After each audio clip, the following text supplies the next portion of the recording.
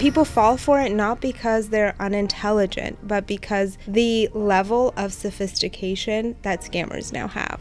I, an attorney who's young and not a senior citizen, almost got scammed. The number one thing we need to do is to expose it, to talk about it, to make it part of our everyday conversation. These scammers are using AI to mimic your grandchild's voice.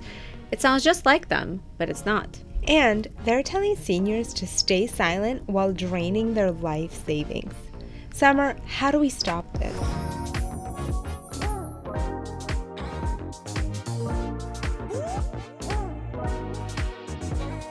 Welcome back to the Glamorous Grind. This week, we're honored to welcome back San Diego District's Attorney Summer Stephan. She's passionate about tackling one of the fastest growing crimes in our country: scams targeting our seniors. And this is personal for so many families. These scammers are sophisticated, fast, and scary. From tech support schemes to AI-generated grandparent scams, fake investments, and fear-based government impersonation. We're breaking down exactly how they work and how you can protect the people you love. So Summer, how do we stop this? You know, it's all about education. It's something we need to talk about around the dinner table. We all have someone we love who's a senior, and we need to make it a part of normal conversation that there are scams out there, what to look for, how to spot them, how to stop them. Otherwise, what we end up with is a whole bunch of seniors that I get to see that are ashamed because they think they're the only ones that have been had. They think that this only happened to them because somehow they're not as smart as they used to be when they were younger.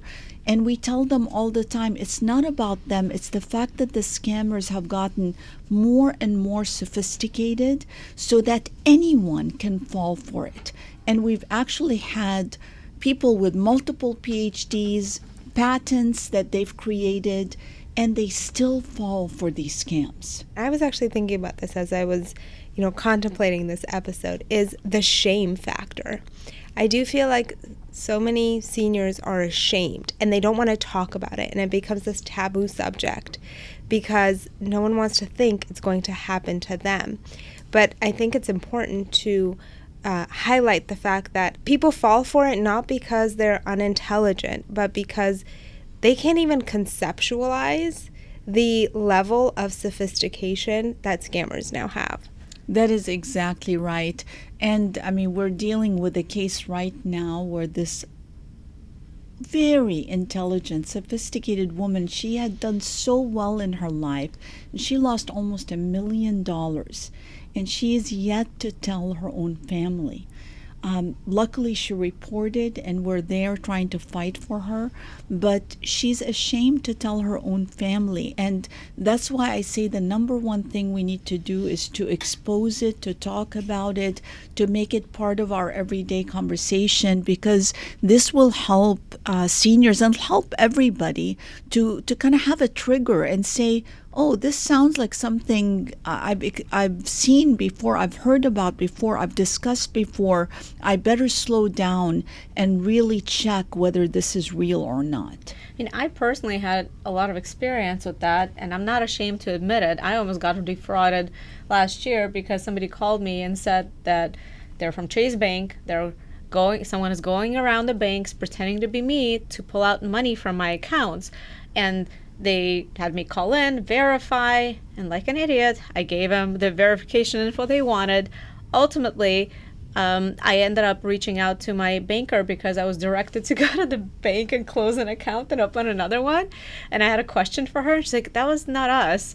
And then it turns out that I was being scammed. But I had to then close my business account and another account because I verified it with these people that sounded totally real. And they would transfer me to different lines and the recording sounded real. So I, an attorney who's young and not a senior citizen, almost got scammed. You talked about a lady who was scammed up to $1 million. What is the minimal level of fraud that your office prosecutes? There is no minimal level. We find that small amounts are the tip of the iceberg. Many times, scammers begin with small amounts to lull the person into not being careful, and then it begins to build. So they'll call back time and time again. So we take every case seriously because it is going to be part of something bigger, because we've discovered now that this is part of a large syndicate organized crime that mostly originates internationally. And I'll explain, but I first want to commend you for sharing that. The fact that you shared that you almost got scammed and had to do all of that is what we need to do, because it opens the path for somebody to not feel ashamed looking at you, a famous attorney, bright, young, and this is how good the scammers are. We actually had a successful case exactly with the Chase Bank thing, but it was a combination of tech support and a banking impersonation. So a pop-up, this is also the number one scam. That's why it's important to talk about it. A pop-up came up on the computer of this wonderful woman who had saved so much money. She'd been careful. She, had a regular job where she had to save little by little. The pop-up told her to call a Microsoft number because her computer has been hacked, and to make sure she does not shut down her computer or she'll lose all the information. She calls the number, and a very sophisticated Oscar award-winning actor type begins this whole thing about there's some unusual activity and they need access to her computer. She gives them that little mouse access, and all of a sudden, of course, they see she's banking with Chase.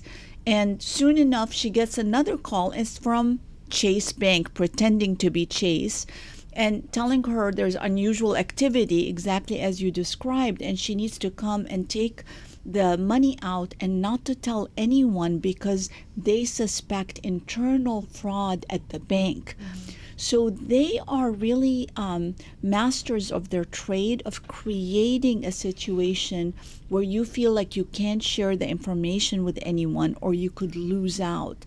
So that's exactly what she did. She pulled out money. A courier showed up from LA, picked up the money, of course, for safekeeping to never be seen again. But they got greedy. They called again saying, oh, the money is still like leaving her bank account. So at that point, she shared that with her son, who called the FBI, who then engaged our Elder Justice Task Force, the first of its kind in the nation. So we set up a ruse and we're there outside her door, our team, and we nabbed the person, looked through their phones to go up the chain to the organizers, and were able to do a pretty large case and bring accountability. But sadly, so many cases, it's too late. By the time they report, which is a while or never, the money is gone, never to be seen again. What should someone in San Diego County do to help your team arrest those people and catch them while it's hot? Times have changed. So we set up this task force because one of my investigators did 200 search warrants. We used to tell victims it's too late. There's really nothing you can do.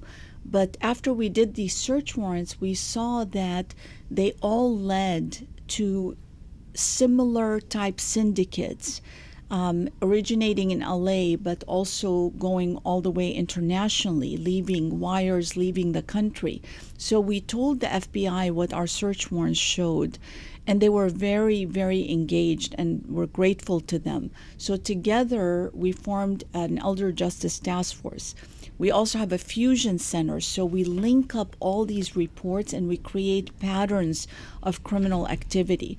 So while I don't want to overpromise that we're going to be able to succeed in every case, because these are very fast moving with the money leaving, it is very important to report. And we would report to local law enforcement and the FBI ic3.gov, both reports. They also protect your financial credit. By filing a report, you're able to contest if your credit looks like it was diminished because of something. So it's important to have these reports anyway for your financial stability, in addition to helping us crack these cases and bring justice to these cases. Thank you. You reminded me that I had to put a freeze on my 3 credit report agency. I had to create a login, freeze my Experian and other ones because my data was compromised. Exactly. And a police report helps you if anyone ever tries to, show a diminished credit rating. You can show that you filed a police report or an IC3.gov report. Summer, what is the minimum age for someone to be considered a senior citizen for purposes of this protection? Well, our Elder Justice Task Force takes reports for 60 and over, but our laws are 65 for an actual elder enhancement, like an additional punishment because you're going after a senior. The thing is that the same scams are operating with anybody of any age, but the scammers are so sophisticated that they understand that they're going to get more bang for the buck if they go after seniors because they have built some wealth, they have more savings. While many young people are living paycheck to paycheck, they want a target that's rich, that's able to produce a lot of money for them. So that's the reason. It really isn't because seniors are not as smart or something like that, because these scams work on anybody. It is really to kind of remove that shame out of it. It really is about that they're a better target financially. Yeah. And that's why they target them. Can you talk a little bit more about the task force? Did you create this task force? It was our idea that a task force is needed because this problem is so large. I consider it one of the national public safety threats. Essentially, there are international syndicates that are ripping billions of dollars out of our system and it's just leaving our country and leaving the pockets of people that would allow them to live stable lives and contribute to the economy. So we have been urging a lot more focus on this area. So San Diego happens to be the first because of the work that we did and because we got really tired of turning down victims and saying it's too late. We wanted to do something proactive. We're able to find out in the last year alone, this is just San Diego County, lost $149 million to scams, seniors. And these are only the reported scams. So we know it's a lot more than that amount. So can you imagine if that money was back in the pockets of our seniors, fueling the economy, making sure that people don't end up homeless or not able to have their dignity of putting food on the table, not relying on their families. That's why the shame comes in. They feel like they're going to be a burden on their families. So I think this is one of the top crimes. A lot of people like to refer to it as just like economic, but it's much more than economic. It really is ripping the safety net, the dignity out of people that we're supposed to respect and take care of. People should have someone they trust. They can call a family member or friend. They can help them so they don't feel ashamed. They probably can't call the task force until it's kind of too late, but to run it by, if it sounds suspicious, if your gut is telling you something may be off, if it doesn't sit right with you, like check with someone you trust instead of going through and trusting the person you don't know. Exactly, and that's actually the theme. It's great that you mentioned that of our prevention campaign. And, I'm so glad that you have me on the show to talk about it more, because we realize that this is so big that even though we've prosecuted many cases, we have active cases going now in the value of $4.5 million. We've been able to return and stop wires and other things with the help of the task force, because the FBI has tentacles all over the world. We used money from fraudsters to fund a campaign to educate seniors that is running now in multiple formats. And the theme in it is stop, hang up, tell someone. Those are the 3 steps we want people to take because they will spare so much agony. because the fraudsters really create an urgency, like something has to happen now. And if you hang up, you're going to lose your money, the world is going to fall apart. So the key is to just stop and hang up. Because remember, you can call the original source yourself. If, for example, you think your computer, despite me telling you it's a scam, you still think, what if my computer was hacked? Hanging up won't do anything. You can take it to the Geek Squad or some professional tech group who's going to look at it rather than respond to an unsolicited invitation. That's always a key. Is it something unsolicited that's coming your way? You want to be the one that calls Chase Bank. You want to be the one, not the number they give you or responding to a call. Hang up at that point, shut down your computer, and tell someone, because when you discuss it with someone, the ridiculous nature of it will become more clear. Yeah. You'll start to think, yeah, that doesn't make sense, because you've now slowed down enough. And then your relative, your trusted person will say, oh no, it's a scam. And then you can report it to law enforcement. So those are the steps we do want people to take. It's hard for some of them to recognize, though, that it is not real. We want to emphasize that really anything that has to do with you moving your money, changing the color of your money into like crypto or into gold bars, that's the latest thing, is gold bars, transferring accounts, anything to do with exchanging money, doing something with money is going to be a scam, especially if you're not the one who sought it out. If someone is reaching out to you to do an investment scam, a romance that pops up for you, because seniors also want love. So romance scams are like number 3 in the list of scams that people fall for of any age, where they feel close to this person. They feel this person understands them. This person is breaking down their loneliness. They're talking to them. And of course, when you're dealing with social media, you can have any image you want. You can be a similarly aged person, whether that's a young child, like we've discussed in human trafficking, or it's another senior that looks like they're about your age group, they're interested in you, but all of a sudden comes the money request. On that note, I was checking my emails today and I get this email from Forbes. It talks about a company called 11 Labs, a small Polish startup that's competing against Google to become, and against Amazon and OpenAI, to become de facto AI voice generator. And it says that despite controversies like fraudsters impersonating loved ones' voices, the firm raised over $300 million and has over $6.6 billion valuation, making it one of the most valuable startups.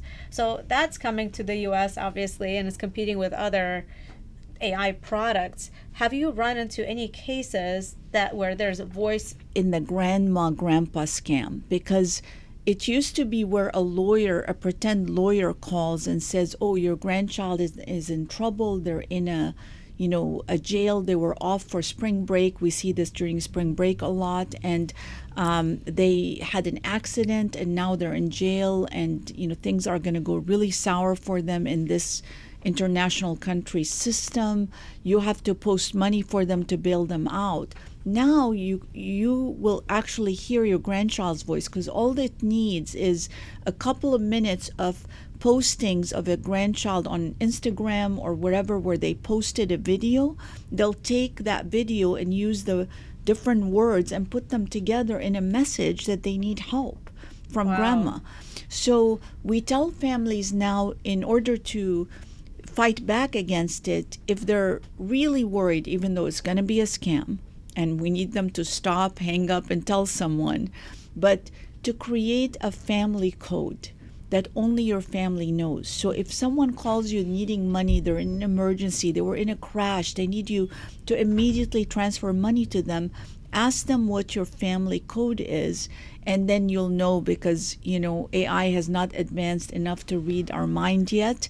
So thankfully this will work for a while to protect families. I love that idea. But with senior citizens, they may not have great memory at certain points or remember the family code.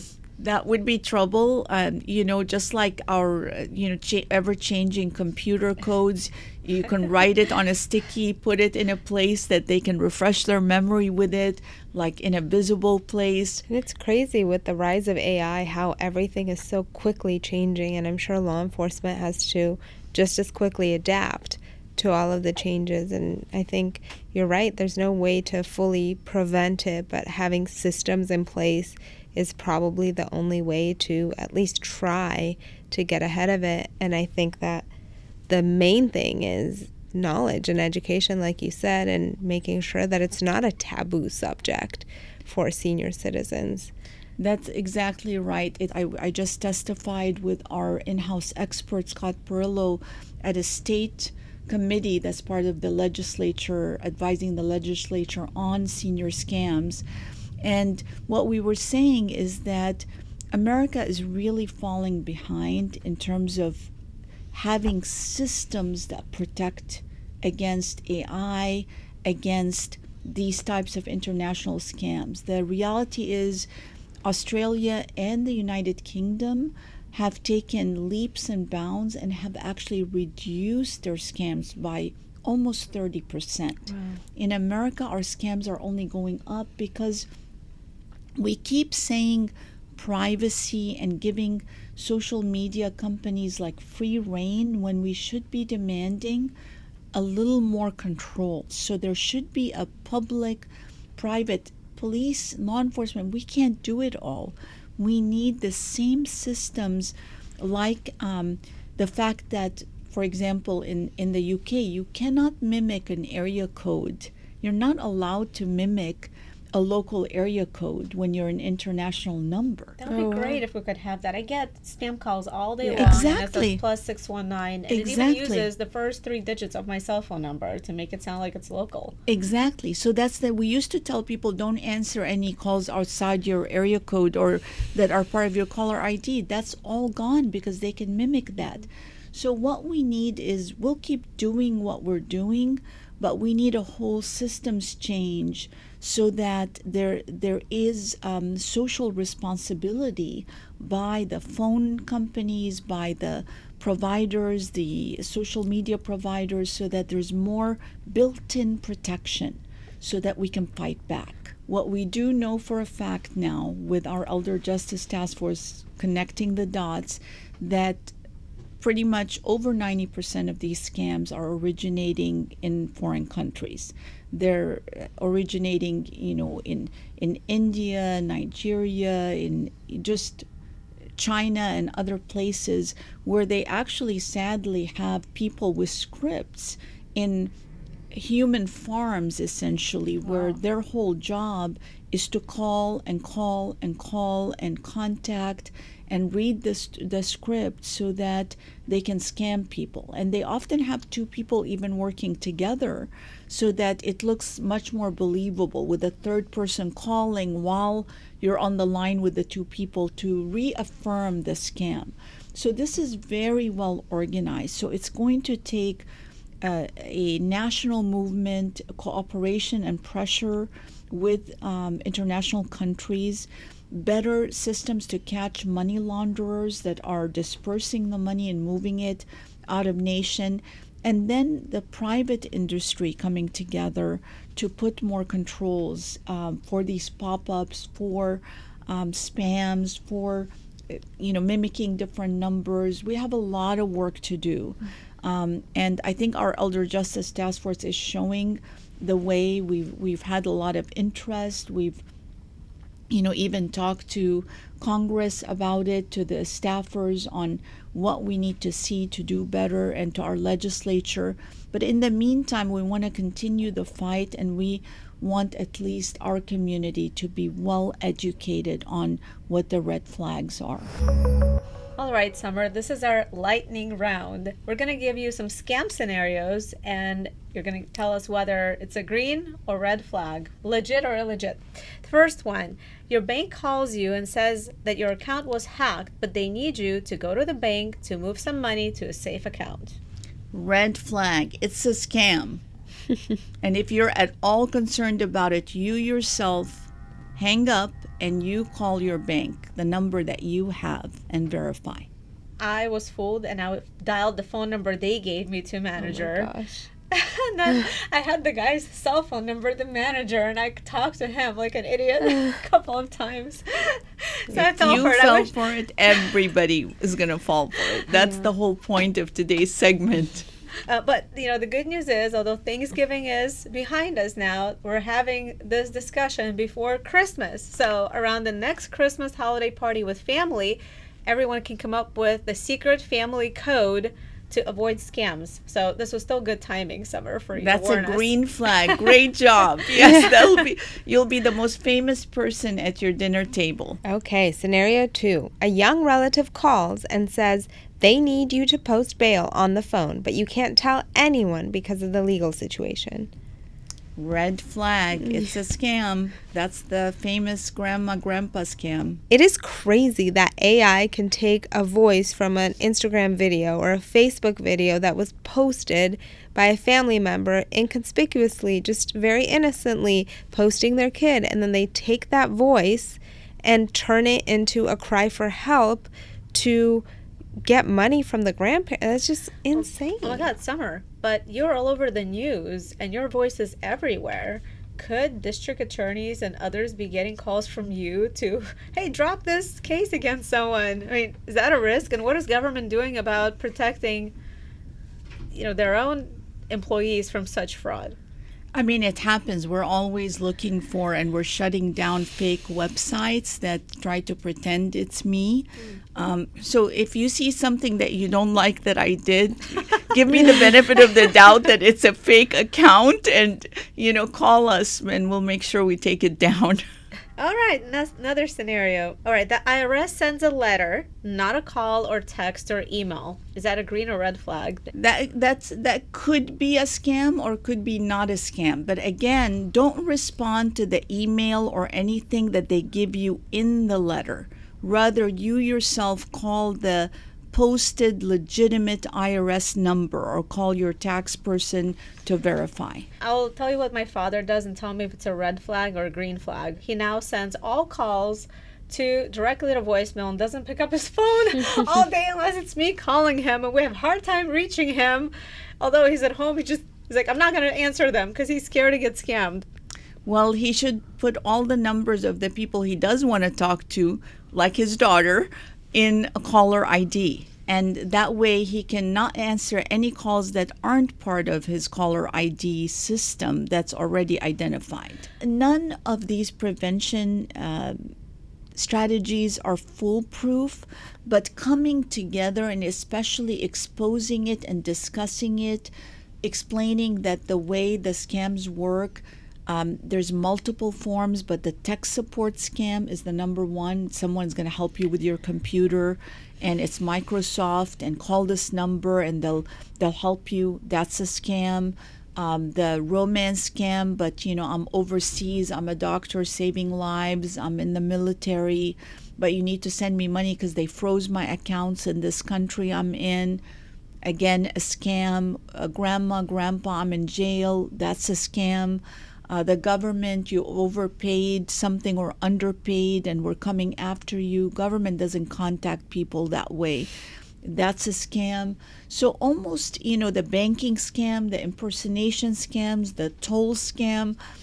But I think that they're going to keep creating different scams. So what I tell people is the key is just, did this come unsolicited to me?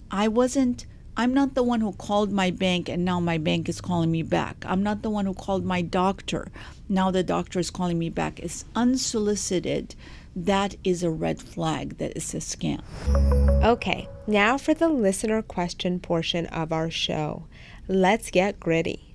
We had people write in about situations relating to online scams in particular, and we had a viewer ask this. My dad has been chatting with someone he met through a friendly investment group on social media. They convinced him to download an app that shows huge returns, and he was able to withdraw a small amount at first, which made it seem legit. But now they're telling him he needs to invest more to unlock a bigger payout. It feels off, but he trusts them. How do I talk to him without making him defensive? That is a great question, one that we see a lot of people suffer with. A really known trick is to start small, and just like I said, that's why we don't take any case as being small. A small investment so it feels harmless, like what's the harm, I'll try this, and then they suck you in and it starts to increase into bigger and bigger amounts. The reality is that any social media group, investment group is going to be a scam. That is the reality. So unfortunately, sometimes people don't listen to their own family members. You have to find an outside voice, whether it's somebody who is a real investment banker, to have that conversation with your father, to have that different voice. The other day we had this, on a similar note, an elderly person who was being befriended and romanced by somebody who kept taking more and more money. And the family tried and tried, but she wouldn't accept that this is a scam. She really thought this was the love of her life. So they called Aging and Independence Services, the county services, because it doesn't have to be a crime. It just has to be a concern, a welfare concern. And they were able to kind of do a welfare check and in a third voice be able to talk to this woman about, how does she know this person is real? What has she done to verify, to give her tips? And it kind of at least started her thinking about it. Mm-hmm. So this is what I suggest to families is you keep talking, but bring in another voice if you can. Thank you for mentioning that. I had a client in the past that I talked about. She was past her 60s and was getting divorced and was receiving a lot of money and got into a situation where someone that I figured was fake from Nigeria was romancing her and would never show up wherever he promised he would be for her. And her family was equally concerned and was thinking about getting conservatorship over her because she was making bad financial decisions. But that wasn't successful because she was normal and didn't need conservatorship in any other sense except for she believed this person. It's not adult protective service as you would call. You said it's called aging and what agent? Aging and independence services. So it's part of the county, and they take more generalized issues. They don't have to be criminal, but something that shows concern for the health and finances, the well-being of the person in general. So they're a lot more flexible in terms of how they respond. For example, you could have a neighbor that sees that somebody's coming in the house every day and they're taking something out, and it's not like they don't know if it's a crime or it's by permission. But this agency, the county agent, which by the way is embedded within our task force because we have to use different strategies, they will do a welfare check and say, hey, is everything okay? People are concerned that things are leaving your house. Is it with your permission? So they have a lot more flexibility. But don't give up, I would say. Keep presenting different scenarios. Show that this is a scam by uncovering. I'm hoping for like a really good documentary that people can show their loved one that shows all of these scenarios because when you watch television or you watch a show, somehow it takes on the feeling of being more real.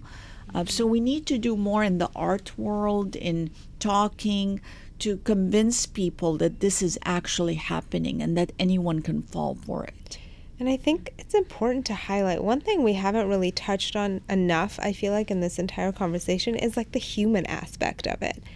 Is that these people, these scammers, a lot of times they are getting, emotionally close to elderly people who are really a vulnerable population because they are probably lonely and they become connected to this person. And I feel like it's very easy to fall into a place where they would trust the scammer more than their own family.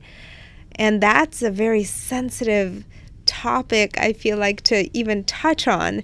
But it's true, unfortunately. And it could be embarrassing to the people who fall for this. But I think it's important to really understand that those people are creating those relationships, and I feel like that's so closely intertwined with why they have such a strong hold. Well, I think it's a one-sided relationship because you mentioned earlier a farm of people that are reading scripts, and it's their job to do that all day long. So you would think, like, who would ever knowingly do that to another human being, especially an older person, to take away their life savings and destroy them emotionally and weaken them, because it really does that to you if you know you're scammed and you've trusted someone. But those people know what they're doing. The ones that are in those farms that are getting scripts, they know they're defrauding people. They do know they're defrauding, but they don't really have a way out of it, a lot of them. But it is the people who are pulling the strings, the criminal organization. That's why I say it needs a whole national strategy, because we need to be able to put pressure on law enforcement in those nations, the governments that are doing that, to shut down those operations, those scam operations. If I don't know if you saw the movie Beekeeper. It's one of the best movies to show this phenomena of what they do and how they do it. And sadly, it's actually very much real. Maybe not the beekeeper part where he was able to take care of business, but the part of how these scams are run. But I think, to your point, maybe it's true that we didn't mention this, and we should mention the reality of that.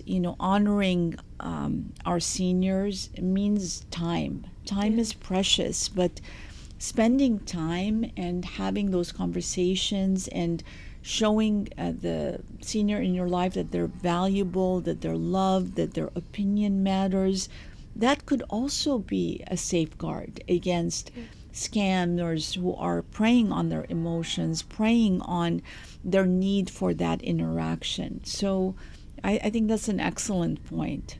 You spoke about Assembly Bill, I think 561, last time in our show, and it recently passed and was signed into law in October. Yes. And procedurally, it's to speed up the filing of civil restraining orders for the elderly. They can now do it online without having to wait in court, and they can appear virtually, right, and have someone else appear virtually, so that makes it easier for them.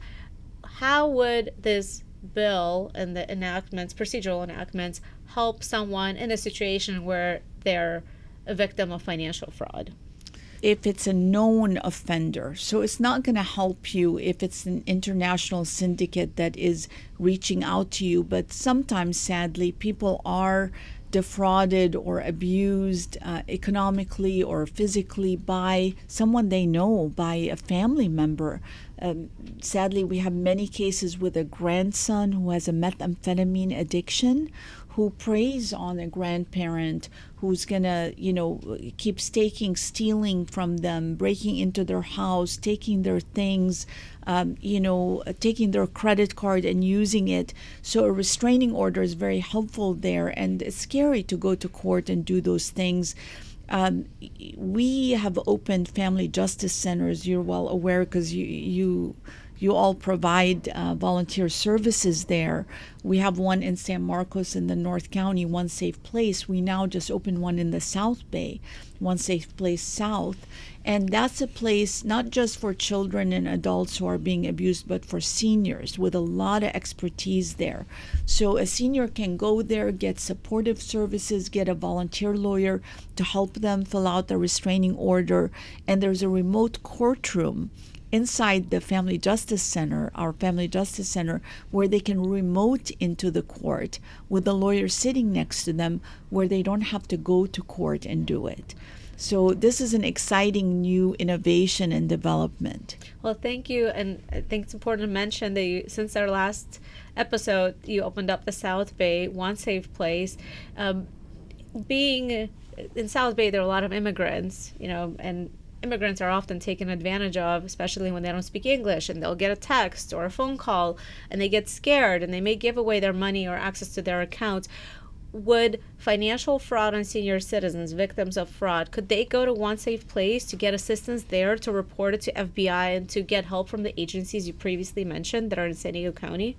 Absolutely. Both of our One Safe Places have trained people in scams and connections where they can just stay right there and the team will respond to them in this beautiful, safe space that they're in with the supportive services.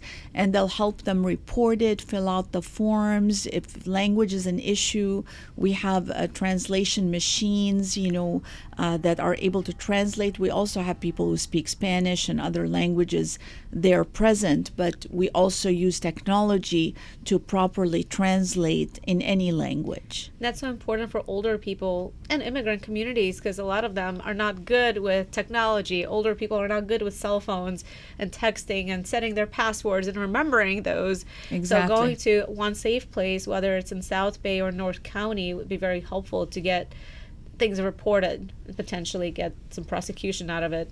And Exactly. I've actually sent over referrals of individuals who didn't speak English, and they were very helpful. And we're like, we can use a translator, and it was really great. It's very, very wonderful work that you're doing. All right, well, Summer, it is an honor to have you with us. Thank you so much for making time to join the Glamorous Grind, and we'd love to have you back again to hear the additional updates and changes that you make in our community. It's great to be with both of you. Thank you. The one thing that I learned today, and I'm going to take home to my family, is if you get a call and you did not call first, it's unsolicited. What is it? Hang up. Hang up. Hang up. Tell someone. Stop. Hang up. Tell someone. Yeah. Thank you so much. Thank you. Great to be with you. This week's Glam Tip is about protecting your digital glam by securing your accounts. Always use different passwords that you update frequently, and make sure older family members have privacy settings locked down as well. And Glam is also about community. Pick a trusted contact for the seniors in your life, someone they can call anytime they feel uncertain. That one can prevent a life-changing scam. And remember what Summer said, get the family secret code to protect yourself and your family. Summer, thank you for empowering our community with this knowledge and for fighting to keep our seniors safe. If you're listening, take 2 minutes today and talk to someone in your family about scams. It could save them thousands of dollars or their independence and protect them from feeling ashamed. Hit that subscribe button and make sure to follow us. And if you've got a question for Let's Get Gritty, leave it in the comments or send it to podcast@antoniamiranda.com. Thanks for listening. We'll see you next time on the Glamorous Grind.